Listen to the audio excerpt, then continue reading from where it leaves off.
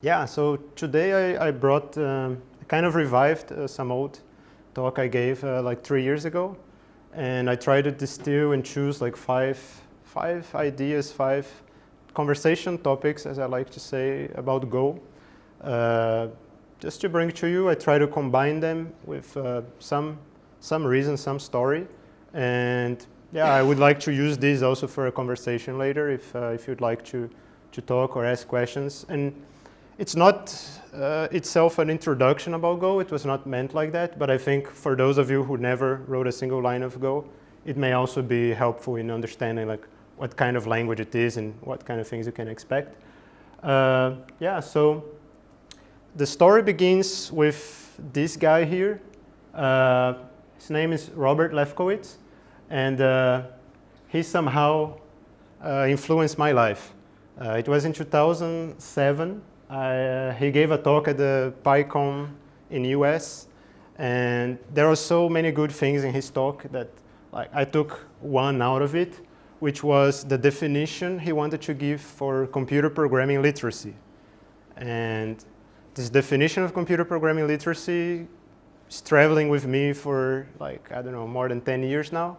And it's something that basically shapes the way how I look at programming and how I look at programming languages and how I look at what it is, the job that we do as programmers, as developers. And the definition is that computer programming is the art of communicating through symbols, ideas about reality. And I'll try to use that as a way to look at Go and see like, how can we use Go to communicate through symbols, ideas about reality? All right, so point number 1 here, which I could talk about it, maybe not me, but like you could hear a talk from Rob Pike, one of the creators of the language. You could hear him talk about it for like, I don't know, 40 minutes or so, discussing in detail what makes Go simple. And I'll just tell you like my experience and my point of view, like why I think Go is simple. So let me find here. There was somebody who was learning Go. Yeah, and yeah, there it is. So I just heard, so it's not me, I heard that Go is easy to learn, so you have to take that for granted. But all right, so what makes Go a simple language, and what's that in simplicity, and what makes Go simple? So let's start with just looking at a hello world example, right? That's like the basic, you look into every language. And that's one way of writing a hello world for Go.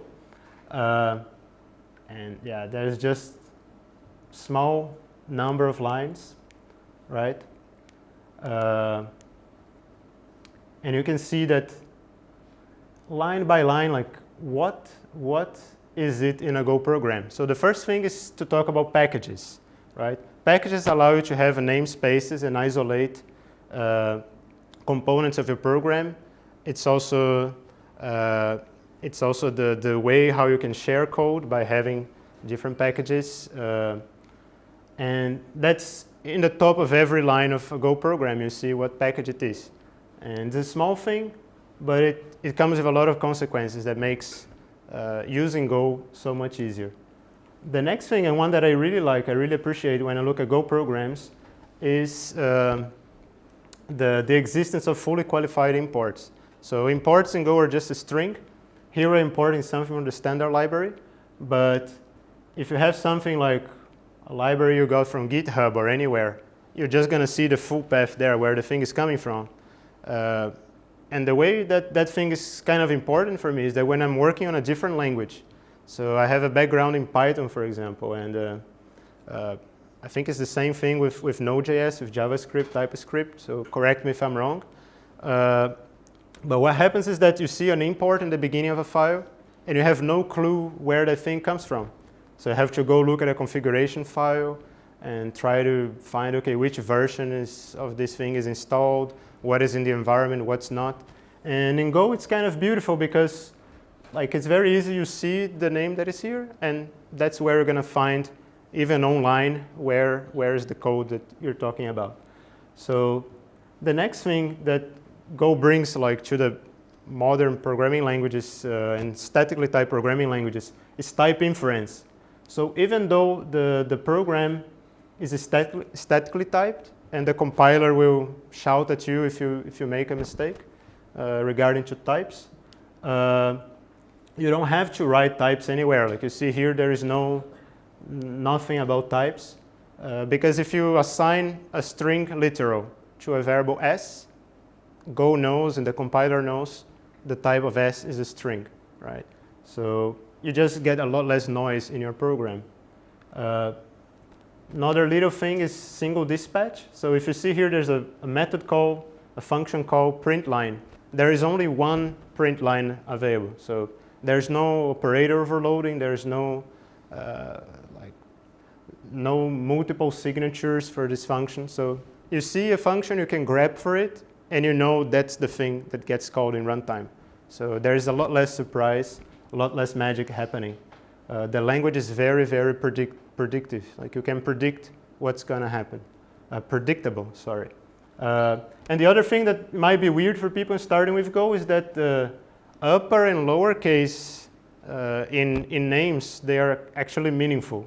So what this allows you to do is it allows you to tell what names are exported and what names are not exported, and you don't have to add extra keywords for that. So when you look again the big picture, you look at a Go source file, you don't see a lot of extra things saying this is private, public, or something. You can read code anywhere, and you know if a name is public or private by just looking at the capitalization. So for me, this is very, very good. So yeah, I like Go because it fits my brain. Like it's a small language compared to other languages. You look at the language spec, it's really small. You could print it, put it in a small booklet. It's very stable. So I learned Go many years ago. It haven't changed. So Go is making 10 years now. It haven't changed since Go 1.0. It's always the same language. So this stability sometimes makes the language boring, but I would claim now that boring is good. Boring is something that you can predict, something that you can understand. I think of it like learning how to ride a bicycle, right? So you learn it once, you may not ride for years, then you get to a bike again and you can just ride, right? It's a skill you develop and you get like, you can easily catch again. So as I claimed already, it's not me. Somebody said Go is easy to learn, so if you're learning Go, you can confirm. And again, for having like a very minimal language with less constructs, less kinds of syntax, it's very easy to read. Like for anybody who learned a C-based language like JavaScript, Python, Ruby, Java, you look at Go code and you can read it immediately, even if you haven't read anything about it. Yeah, all those things put together, I feel like Go is very good for big projects and for working with more people in larger teams. It's something that at least has worked for me successfully. Before I worked for some time in OpenShift, which is Red Hat's distribution of Kubernetes. And that's a project with hundreds of developers all around the globe. And yeah, somehow it's easier to work on a code base than if it was, I don't know, an equivalent in Python for me. Because again, there are no magic, there's no way to sneak in complexities.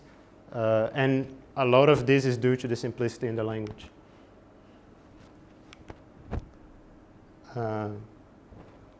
Right, so yeah, so I said that I want to talk about Go in this framework that computer programming is the art of communicating through symbols, ideas about reality. So the second point I want to make is very short. Whenever you put people to work on something, if there is one developer, perfect. If there are two people, they start discussing about useless stuff, right? And what's the first thing that people discuss that is completely useless? I would say it's code formatting. So with Go, yeah, just shut up, run Go format or Go font, and that's the way your code should be. So yeah, that's it. Love it. Okay, on to the third thing. So third thing today is, I hear it's controversial, like some people just hate errors and like error handling in Go. Personally, I like it, and I feel like you have to accept the language and try to think in terms of the language. And I'm going to show you with, hopefully, that there is a benefit that comes from having no exceptions in Go. So normally, in other languages, you have a way to throw an exception or cause some error that bubbles up the stack, and suddenly somewhere you catch all errors and handle it somehow. In Go, what you get instead is explicit on-the-spot error handling. So again, if you're reading code, it's great. Like, you give me any piece of Go code I've never seen before, and I can tell in which parts there are errors, in which parts there should have been errors and they're not there, how things are handled, what is done with the error, because error is just a value, just like an integer, a string, or whatever else you would have in a programming language. And that's, again, very nice. It means you have less things in the language again, because there are no exceptions, there are no try-catches, so the grammar of the language is smaller. And everything you learn to do with the language, so all the tutorials you go through, all the ideas, you can use it with errors as well, because they're just normal values. So good thing about having to be explicit about errors is that you actually get to think about them up front. So I am of the opinion that often, if you're working on a script and trying to get stuff done, you just like think of the good flow, like where everything just works, and you handle the errors later, right? When you get an exception somewhere, when your server is burning and so on, then okay, I should have made this thing better. And with Go, no, you get to think about error conditions up front, like from designing your API, from calling third-party APIs.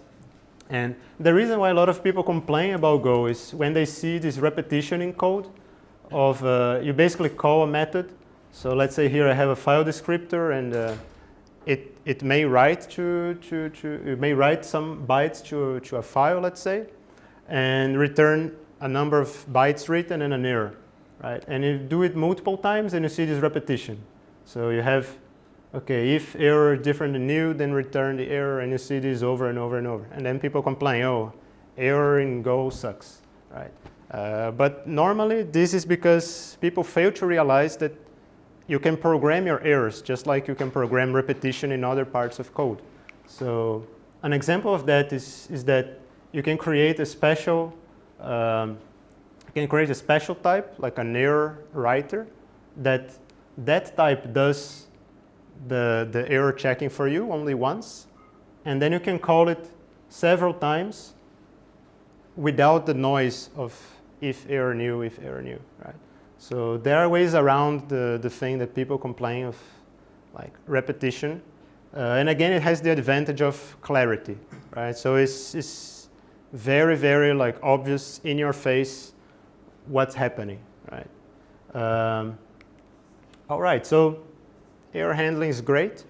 So if programming is the art of communicating through symbols, ideas about reality, one of the ways you have in Go to express ideas, and errors is one of them, is using interfaces, right? So Go has this idea of interfaces, which is also different than other languages, and it's something for me that caught my attention early on, and it helps you think about programming also a bit differently. It allows you to do things differently. And interfaces in Go are a post facto abstraction tool. So it basically allows you to do, at any point in your code, to talk about somehow a structure of what you expect without talking about the concreteness of a certain type, right? So lots of times I'm coding in Python and other languages. I want to say, oh, I'm coding here an API, and I want to say you should pass, let's say, an object that has this, and that method. And the only way to do that is to hope that somebody will read your docs, or maybe at best you write an abstract class or something like that. But there's no way to like enforce interfaces. Then in majority of other languages that do implement interfaces as a concept in the language, you have a difference that you have to implement. You have to declare your interfaces up front. So you have to have something in the standard library, let's say, or in a famous framework. And then if you want to implement that interface, you have to explicitly say, I'm creating here a class that implements this interface, right? So somehow, like, all the code in the world has to agree on what's the name of a certain interface, and everybody needs to implement that interface. So basically, like, if I create let's take an example of a reader, right? An I/O reader, something that can read bytes, right?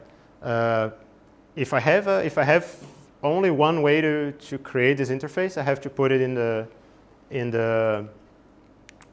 standard library. And let's say some framework I'm using did not declare that their class implements this interface.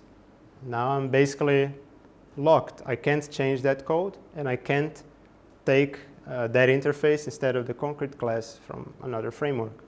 That's not the case in Go, because in Go, to satisfy an interface, you just need to, your type just need to implement the methods that are in the interface. There are no implements statement or anything like that.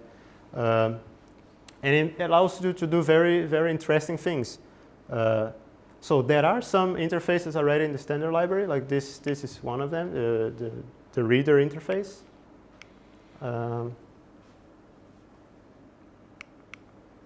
Right, so another difference, maybe conceptual difference in Go, is the idea of making the interfaces really small so you can compose them. So for example, if you say I want a reader, it just needs to have a method read, and you have a writer, just needs to have a method write. You can then compose the two, say now I have a read writer that is both a reader and a writer, and then you can start, for example, mocking out files, right, or explaining what's the behavior of a file. But it could be a file, it could be a network socket, it could be anything, and you can easily like combine these things, right? So to implement an interface in Go, as I said, you don't need to declare anything up front.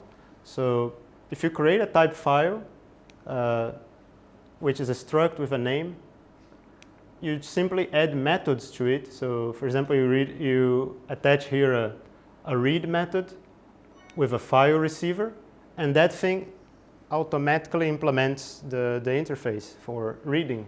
So wherever you or any code you use expects a reader, an I/O reader, you can pass in your file that you just constructed, and all the things will work, right? So for me, like it's like a very simple, very lightweight syntax, and allows you to do very powerful stuff. To define your own interfaces, again, you just say what is the name of the method you want in the interface, and what's the signature. So basically, it's the name of the method, what are the arguments it takes, and what are the return values. And I have like I don't remember how I found this example, but there is a advanced thing here, a big wall of text, but I'll try to highlight here. This is an example taken from the Go, the Go tool, like the Go source code. Again, I wish I could find how I discovered this, but it was a way how using interfaces, they eliminate code dependency between an HTTP server and the HTTP client code in the standard library. So what it means, and for me the importance of this is that whenever you import a package, maybe you import a package for one symbol that is defined there, right? For let's say an interface name or anything, right? Or a certain type you want to use. Whenever you import one of the things from the package, you magically get everything of the package. So your binary size just grows, boom. You import another package, and your linked binary just keeps growing because you keep importing more and more stuff. So if you code for interfaces, then you have a way to say, I expect something of a certain type, but you don't have to import anything from the other package. So you basically don't have any dependency on any other thing, as long as things have same methods with same names, same arguments. So what happened here, this is code the source code changed a little bit from what is in master now, but it's a code on the Next HTTP library, which is both an HTTP server and an HTTP client. And it had here a toLarge method that before this change, it referred here to a type response, but this was only used on the response is defined, is part of the server side of code, but this toLarge thing is only used. Sorry, so let's try again. It used to depend on a type that is only used, well, that is defined on the server, but only necessary for if you are using the HTTP server part of the library, right? And now with this little magic here, you declare an inline interface and say, you know, I don't depend on that type specifically. I just need something that has a request toLarge method. And suddenly you don't depend, so suddenly this method don't depend on that package again anymore. So it basically allows you to split parts and they don't need to know about each other. And the way how you can keep them in sync is you can make the tests depend on the other library that you're trying to follow the interface, and you can make sure that they always return the same compatible things. So yeah, that's a rather advanced example, but for me, like, it's just really interesting, and I just wanted to share it with you. So if we talk about the art of communicating through symbols, ideas about reality again, for me, the best way to express reality is through automated tests. And that's the last point I'll talk about today. Testing in Go is a success story. It's really good. There is a framework built into the standard library.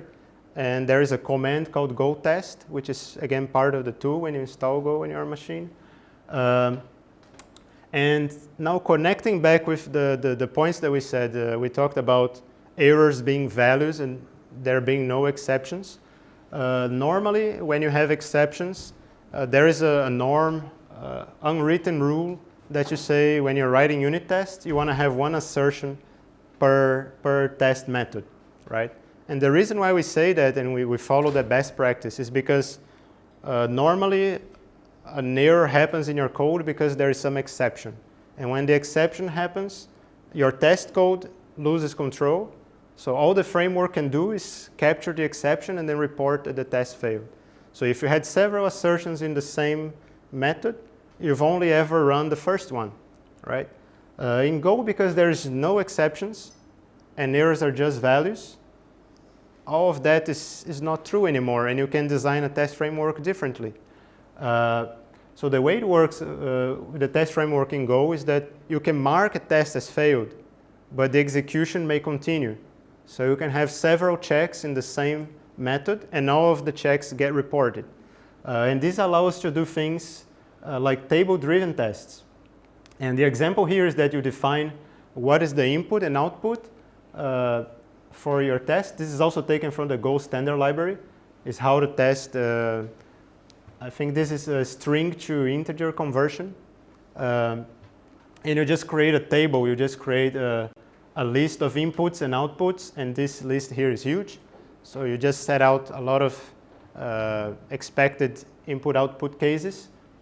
And then when it comes to the test function, you just need to write it once. And again, you just use the language. You use for loops, which is what you use every other day to do any other thing. You use it for tests too. And you basically range over all of those tests in the table. And you just need to check once. You run your function. So the case here is you're running parse integer from an input in base 10. And you get an output and an error. So if the output doesn't match the expected output, or if the error doesn't match the expected error, you just report to the test framework an error. But execution continues. You're going to always run through all the test cases, and you're going to get a report on all the errors. So that's pretty cool. Again, it makes testing really lightweight. And it just makes it very easy to add new tests. You just need to add like a simple line to the table with a new input, new output. So if you get, for example, a bug report, you don't need to copy paste like a huge chunk of code and repeat it and hope that it's not repeated somewhere else already. So it's really easy to keep things tidy. Yeah, and the Go tool, in particular the Go test tool, gives you yet a lot more that I miss in other languages. I feel like it's a shame this didn't spread out yet. And that's the availability of benchmarks.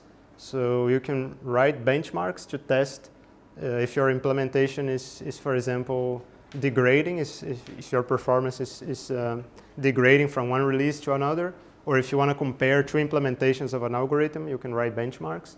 It allows you to do CPU and memory profiling right out of the box. You don't need to install any plugin, nothing.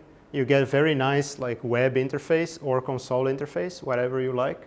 It allows you to do tracing, mutex, contention, so many things. There is a race detector, so if you're enjoying doing concurrent programming, if you're crazy enough, you got tools actually to help you find problems in your code.